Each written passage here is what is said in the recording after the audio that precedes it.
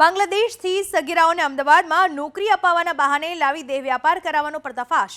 Ahmedabad crime બ્રાન્ચે Vastral વિસ્તારમાં આવેલા એક ફ્લેટમાંથી 2 સગીરા અને તેમની માતાને મુક્ત કરાવ્યા અને એક આરોપીની ધરપકડ કરી। આરોપીની સાથે અન્ય એક આરોપી પણ સંડોવાયેલો છે, જેની ટૂંક સમયમાં ધરપકડ કરવામાં આવશે।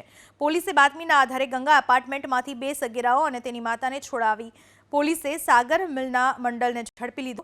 પોલીસની પૂછપરછમાં જાણવા મળ્યું હતું કે 2 થી 2.5 મહિના પહેલા આરોપી સાગર મિલન મંડળ તથા મોહમ્મદ કરી અમદાવાદમાં નોકરી આપવાના બહાને બાંગ્લાદેશથી લઈને આવ્યો હતો અને વસ્ત્રાલ ખાતે ભાડાના મકાનમાં રાખ્યા હતા।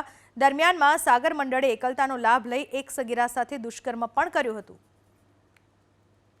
આ જે સાગર મંડળ છે અને એનો સાથી છે મોહમ્મદ કરીમ ઉર્ફે અબ્દુલ કરીમ મંડલ। આ બંને જે છે એ બાંગ્લાદેશમાંથી આ યુવતીઓને અમદાવાદ ખાતે સારી નોકરી આપવામાં આવશે, મોલ ખાતે નોકરી આપવામાં આવશે એ પ્રકારના પ્રલોભન આપી અને અહીંયા લાવવામાં આવેલા અને અહીંયા લાવ્યા પછી આ બંને વ્યક્તિ દ્વારા પણ બંને સગીર બાળાઓનું શારીરિક શોષણ થયેલું છે અને બંનેને દેહ વેપારના ધંધામાં એમણે ધકેલી છે અને એ પ્રકારનો આ વેપાર કરાવતા હોવાના પૂરતા પુરાવા સાથે 3 એટલે એની માતા અને 2 સગીર બાળાઓને અત્યારે મુક્ત કરવામાં આવેલી છે અને બંને આરોપી પૈકી સાગર મંડળની આ ગુનાના કામે અટક કરવામાં આવેલી છે અને એના વધુ રિમાન્ડ બાદ આ બાબતે વધુ તપાસમાં માહિતી બહાર આવવામાં